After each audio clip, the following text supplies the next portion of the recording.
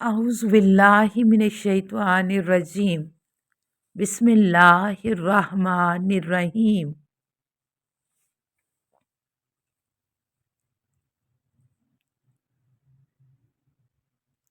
8वां पारा। 8वां पारा 2 सूरतों पर मुश्तमिल है। सूरह अल-अनाम मुकम्मल सूरा आयत 111 से 165 तक शामिल है। सूरह आराफ आगाज़ आयत 1 से आयत 87 तक शामिल है। 8वें पारे के मुंतखब नुकात।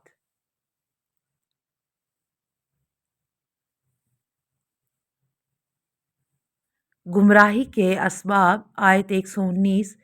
बेशक अक्सर लोग अपनी ख्वाहिशात की बिना पर नादानी में गुमराह करते हैं। आपका रब हद से तजावज़ करने वालों को यकीनन खूब जानता है। गुमराही के 2 असबाब नादानी और ख्वाहिश परस्ती हैं। जिन्नात, शयातीन और इंसानों का एतराफ़ गुनाह आयत 128।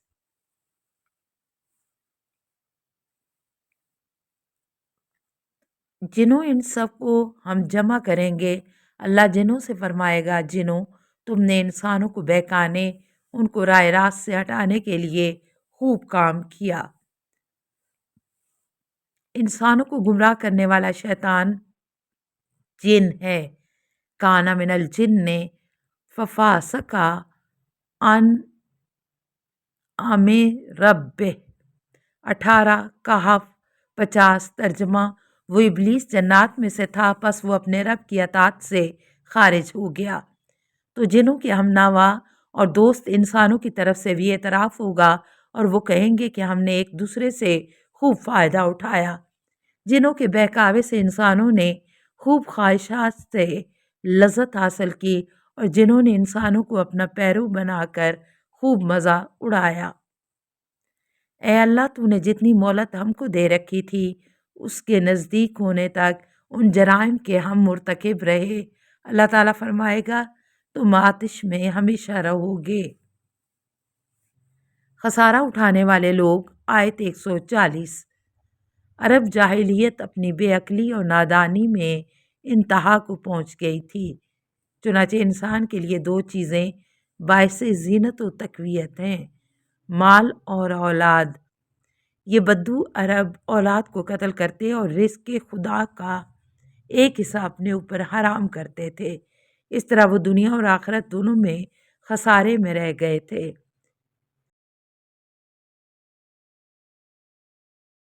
इससे बड़ी हमाकत और क्या हो सकती है।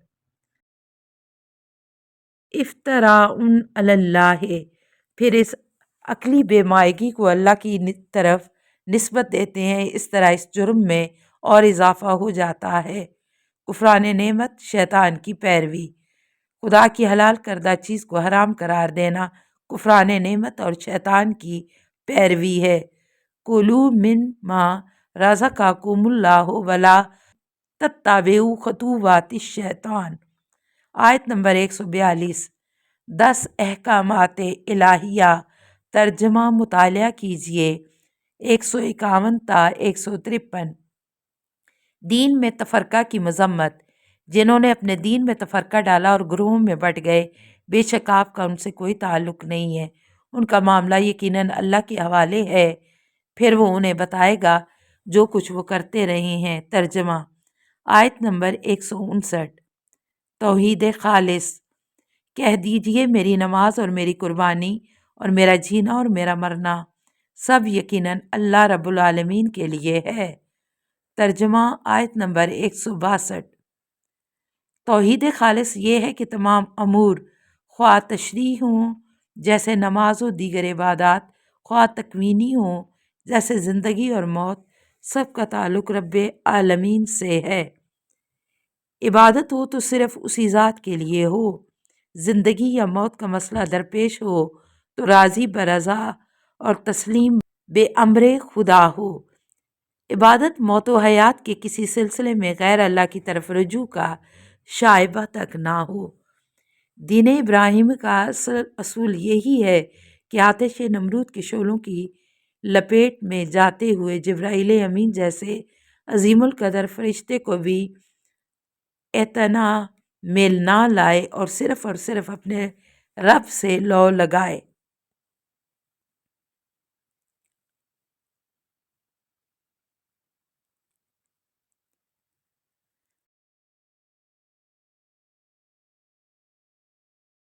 سورہ اعراف کا تعارف۔ الاعراف اس سورہ کا نام ہے۔ الاعراف اس لیے ہے کہ آیت 46-48 میں اعراف کا ذکر آیا ہے۔ اعراف جنت اور جہنم کے درمیان ایک اونچی جگہ کا نام ہے جہاں کچھ ہستیاں اہل جنت اور اہل جہنم دونوں کا مشاہدہ کریں گی۔ سورہ اعراف کی فضیلت۔ حضرت امام جعفر صادق علیہ السلام فرماتے ہیں، جو شخص ہر ماہ میں ایک مرتبہ سورہ اعراف کی تلاوت کرے گا تو وہ قیامت والے دن ان لوگوں میں سے ہوگا جن کے لیے خوف و حزن نہیں ہے، اور جو اس کی ہر جمعہ تلاوت کرے گا وہ ان لوگوں میں سے ہوگا جن کا قیامت میں کوئی حساب کتاب نہیں ہوگا۔ آگاہ رہو، قرآن کے محکمات میں سے ایک محکم اسی صورت میں موجود ہے، اور وہی قیامت کے دن تلاوت کرنے والے کی گواہی دے گا۔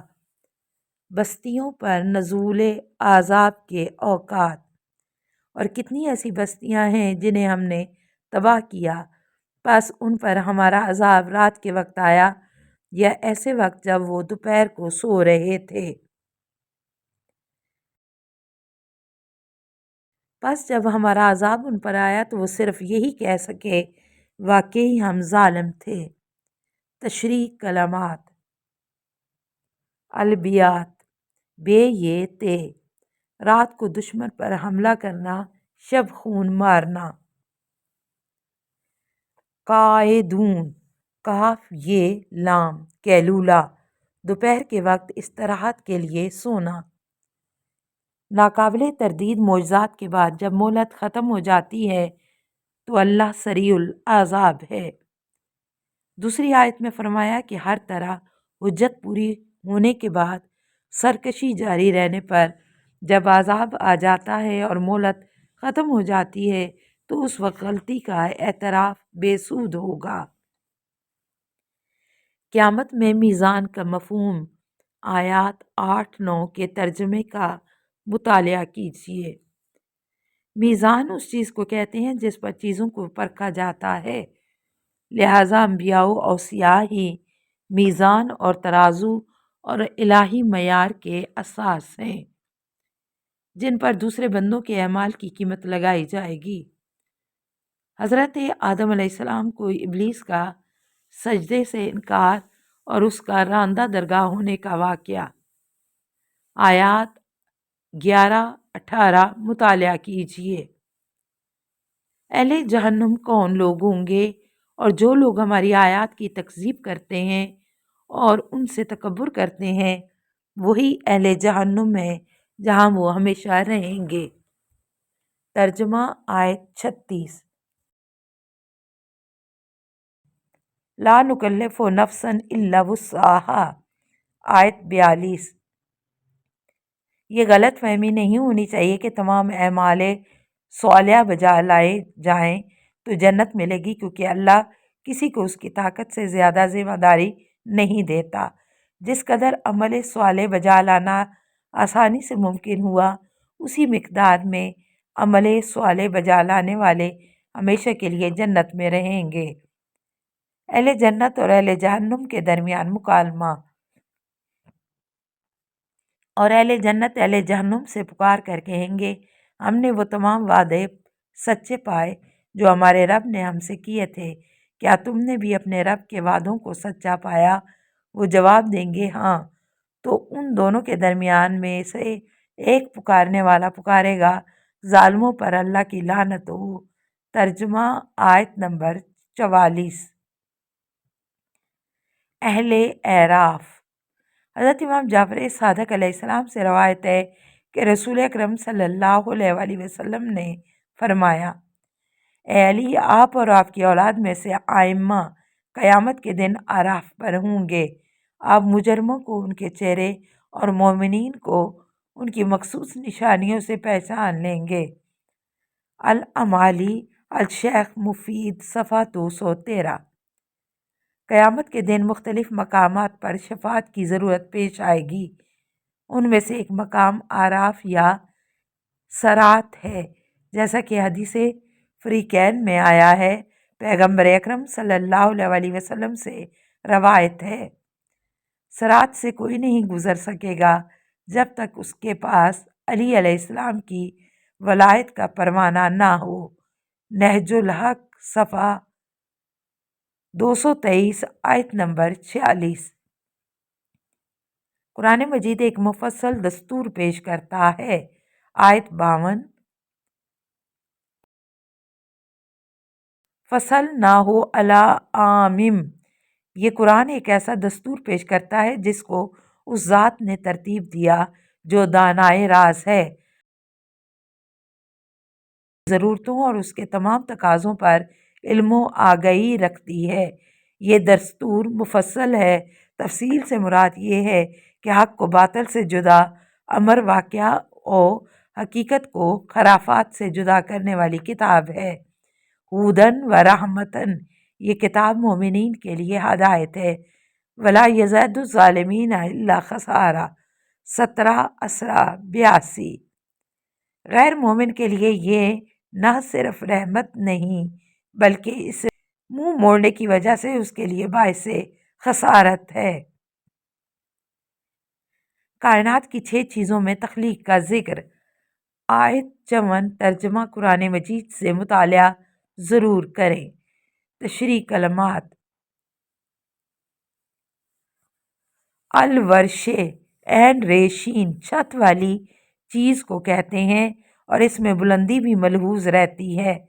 بادشاہ کے تخت کو اسی بلندی کی وجہ سے عرش کہا جاتا ہے۔ حسیسن، ہے سے کے معنی لکھتے ہیں۔ الاجال والسریعتا، یعنی شتاب اور تیزی کرنا۔ قرآن مجید میں 7 مقامات پر یہ بات بیان کی گئی ہے کہ آسمانوں اور زمین کو 6 دنوں میں پیدا کیا گیا۔ سورہ اعراف 54، یونس 3، ہود 7، فرقان 59، سجدہ 4، قاف 38، حدید 4۔ یوم سے مراد ہمارے ارضی یوم نہیں ہو سکتے کیونکہ یہ ہمارے نظام شمسی کے وجود سے پہلے کا ذکر ہے۔ پھر وہ عرش پر متمکن ہوا، یعنی اس کائنات کے وجود میں آنے کے بعد بھی یہ سب اسی کے محتاج ہیں، اور وہ اس پر حاکم اور مسلط ہے کہ سب کائنات اسی کے زیر نگیں ہیں۔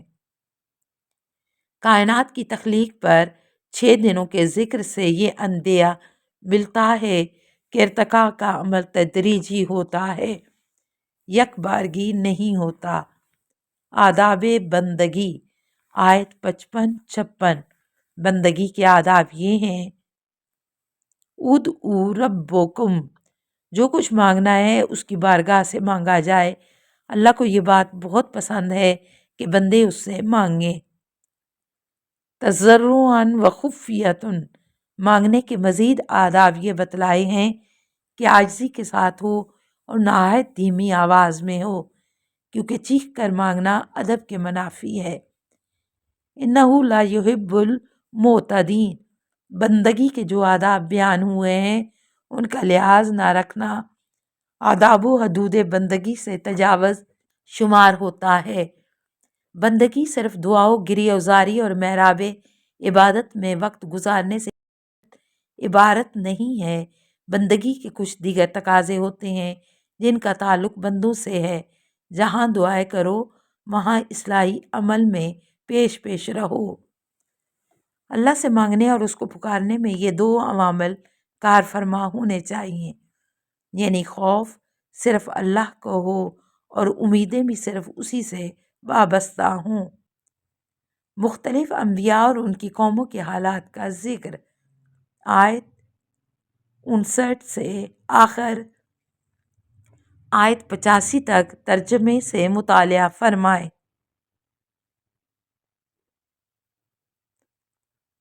التماس دعا۔